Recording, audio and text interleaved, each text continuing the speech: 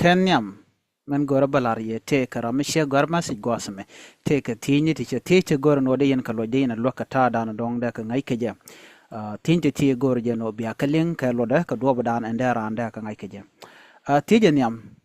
chawo bach aramitedi tije rode ba diang aramitedi tije diodian balang aramitedi tije ngwandien nyop aramitedi tije endien talang aramitedi tijen bakalian kur aramitedi tijen barodien men kir kedi ka ngakanga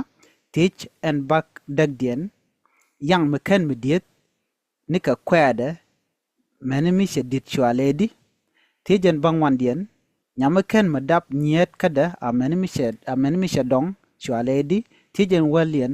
shi kulang tot in nyam chwaledi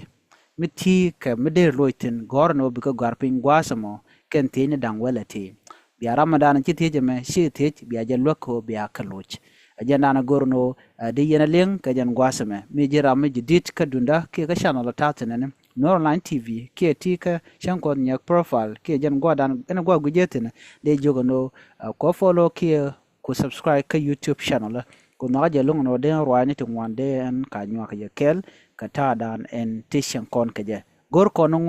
kono mal nok kemat